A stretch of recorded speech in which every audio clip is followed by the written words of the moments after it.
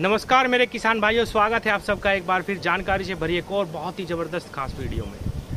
किसान भाइयों, जुलाई के महीने से पहले हमें 2-3 काम अपनी गन्ना फसल में ज़रूर निपटा लेने चाहिए, वरना हमें समय नहीं मिलता। क्योंकि जुलाई के महीने में पश्चिमी उत्तर प्रदेश में मानसून आने स्टार्ट हो जाते हैं और कभी कभी जल्दी बरसात आ जाती है, जिस वजह से हमारी जो पछेती गन्ना फसल है वो पिछड़ जाती है और उसमें किसान केवल और केवल अपनी लागत ही मुश्किल से निकाल पाता है।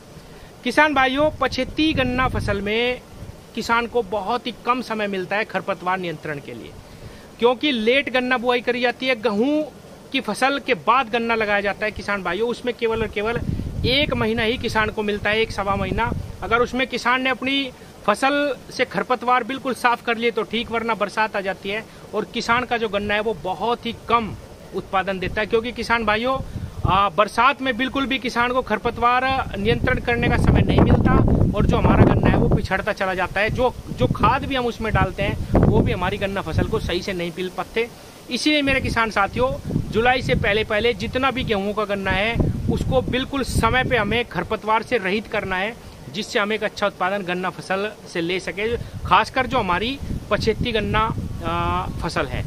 किसान भाइयों, जैसे ही हमारा गन्ना जम के निमटता है 30 दिन पे 25 दिन पे, जब आप उसको पहला पानी देते हैं, खासकर पछेती गन्ना फसल में, उसमें हमें तुरंत खुदाई करवानी चाहिए। बिल्कुल भी ये ना सोचे कि मेरे खेत में खरपतवार नहीं है, मैं अगले पानी पे इसकी खुदाई करा दूंगा। यहीं पे किसान मार खा जाता है। किसान साथियों, एक तो छोटा छोटा जो खरपतवार है वो ज़्यादा बड़ा हो जाएगा और कहीं आपको दूसरे पानी पे कोई भी दिक्कत होगी या बरसात जल्दी होगी या कुछ भी परेशानी होगी तो किसान साथियों, ऊपर से आपको मानसूनी सीजन आ जाता है और हमारा जो गन्ना है वो बिल्कुल बेकार हो जाता है किसान भाइयों। इसीलिए पछेती जो गन्ना फसल है उसमें हमें समय पे बिल्कुल भी ये नहीं सोचना कि भाई पहला पानी पे हम छोड़ दें, पहले पानी पे इसकी निराई गुड़ाई शुरू करें और समय पे उसको खरपतवार रहित करें।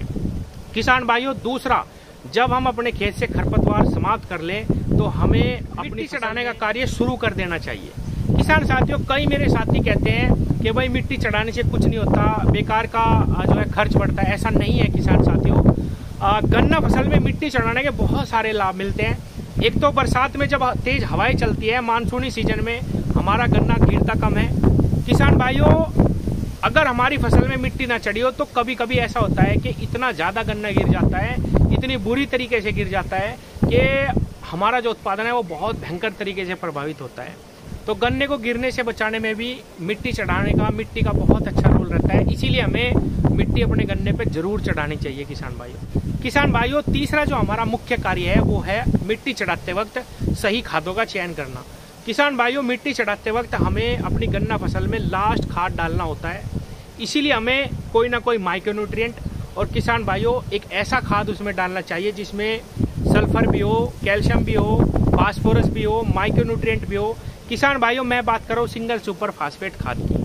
आप एसएसपी खाद का इस्तेमाल करिए, प्रति एकड़ 2 बैग सिंगल सुपर फास्फेट खाद डालिए।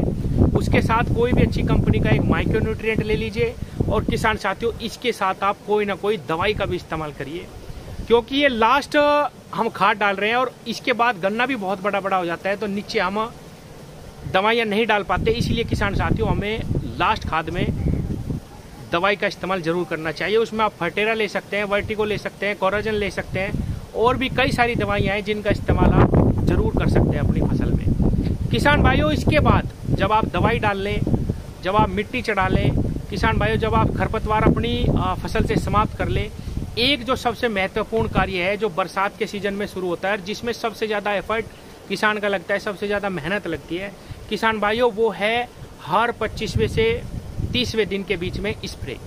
किसान साथियों, बरसात का ही वो समय होता है जिसमें सबसे ज़्यादा गन्ना खराब होता है। इस वक्त फंगस का भी अटैक रहता है हमारी फसल में और किसान भाइयों, इसी वक्त टॉप बोरर भी बहुत ही ज़बरदस्त तरीके से गन्ना फसल में लगता है। इसीलिए किसान साथियों, 25 से 30 दिन के अंतराल पे आपको एक कीटनाशक, उसके साथ एक फंगस की दवाई का आपको इस्तेमाल करना है। अगर आपकी फसल में कोई रोग नहीं है तो सिर्फ एक कीटनाशक और एक फंगस की दवा का आप इस्तेमाल 25 से 30 दिन पे जरूर करते रहें। किसान साथियों, इस वक्त होता क्या है कि हमारी फसल बिल्कुल अच्छे तरीके से तैयार हो जाती है। जैसे इस साल हुई है, रोगों का जो प्रकोप है वो कम रहा, फसल अच्छी खड़ी है किसानों के पास। लेकिन बरसात के सीजन में गलती यही हो जाती है कि हम दवा का इस्तेमाल नहीं करते कि भाई बड़ा बड़ा गन्ना हो गया और मैंने तो इसमें नीचे दवा भी डाल दी, अब मुझे स्प्रे करने की आवश्यकता नहीं है।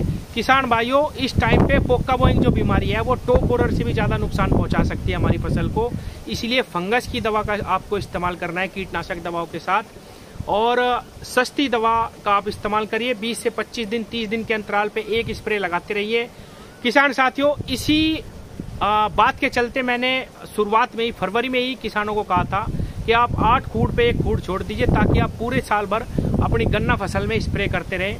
इससे कोई भी दिक्कत नहीं, उत्पादन पे आपके कोई भी प्रभाव नहीं पड़ेगा। 8 पे छोड़ लो, 10 पे छोड़ लो, 12 पे छोड़ लो। आजकल प्रेशर वाली मशीनें आई हुई हैं जो 12 खूड़ पे भी अगर आप 1 बीघे यानी 12 खूड़ पे लगभग 1 बीघे गन्ना हो जाता है। 1 बीघे पे भी आप अगर 1 खूड़ छोड़ लें तो एक बार आप इधर से करेंगे, एक बार उधर से करेंगे, वो ही आपको बहुत आसानी कर देगा एक खूड़ ही। किसान भाइयों, आप उससे पूरी साल भर अपनी फसल में स्प्रे कर पाएंगे। तो किसान भाइयों, सबसे महत्वपूर्ण काम बरसात के समय पे यही है कि आप अपने बड़ी बड़ी गन्ना फसल में भी स्प्रे लगाते रहें। और किसान भाइयों, जैसे कि मैंने बताया, 3-4 कार्य आपको जुलाई से पहले करने हैं। जैसे खरपतवार समाप्त कर देने हैं, उसके बाद आपको मिट्टी चढ़ानी है और मिट्टी चढ़ाने में आपको लास्ट डोज देनी है, उसमें एक दवाई का इस्तेमाल करना है, उसमें सिंगल सुपर फास्फेट खाद का इस्तेमाल करना है। किसान साथियों, सिंगल सुपर फास्फेट मैं इस वक्त क्यों कहता हूँ, एक तो इसमें कैल्शियम रहता है, सल्फर रहता है, नीचे से फंगस नहीं लगने देगा सिंगल सुपर फास्फेट। कैल्शियम हमारे गन्ने का जो कल्ले हैं उनका अच्छे से विकास करेगा, मोटाई बढ़ेगी। किसान भाइयों, गर्म खाद रहती है क्योंकि ऊपर से बरसात का सीजन आ रहा है, तो इस वक्त पे बहुत ही अच्छा रिस्पॉन्स सिंगल सुपर फास्फेट खाद का रहता है। किसान साथियों, बुआई के समय पे जैसे कि मैंने बताया कई सारी वीडियो में, हमें डीएपी खाद का इस्तेमाल करना चाहिए, उसके बहुत अच्छे परिणाम मिलते हैं क्योंकि डीएपी खाद हमारे गन्ने टुकड़ों के पास ही डल जाती है। निश्चलीय खाद है, बहुत अच्छी तरीके से हमारे गन्ने टुकड़े इसको अवशोषित कर पाते हैं। उसके बाद आप पहले पानी पे या दूसरे पानी पे एनपीके का इस्तेमाल कर लीजिए।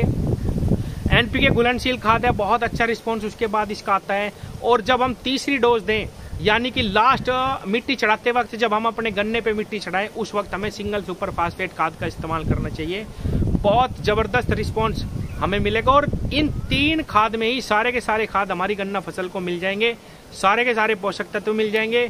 इसके बाद केवल हमें स्प्रे लगानी है, और स्प्रे जब भी हम कीटनाशक और फंजीसाइड दवाओं का लगाएं, हालांकि मनाही है टेक्निकल रूप से, लेकिन इसके साथ आप बायोवीटा का इस्तेमाल कर लीजिए। कभी आप इसके साथ एनपीके के किसी ग्रेड का इस्तेमाल कर लो। एनपीके 19-19-19 सबसे अच्छा रहता है, इसमें तीनों चीज मिल जाती है, नाइट्रोजन, फास्फोरस और पोटास। इनको आप ऊपर से देते रहिए। 2-3 स्प्रे जो बरसात के बाद आप लगाएंगे, उसमें अगर आप 19-19-19 और बायोवीटा का इस्तेमाल करते रहेंगे तो ऊपर से हमारी फसल को पत्तियों के माध्यम से खाद मिलती रहेगी, तो हमारी जो फसल है उसकी बढ़वार भी लास्ट तक होती रहेगी। किसान भाइयों, बहुत अच्छा इसका रिजल्ट आएगा, और अगर ये समय पे सारे कार्य कर लिए जाएं तो एक अच्छा उत्पादन हम गन्ना फसल से ले सकते हैं। धन्यवाद।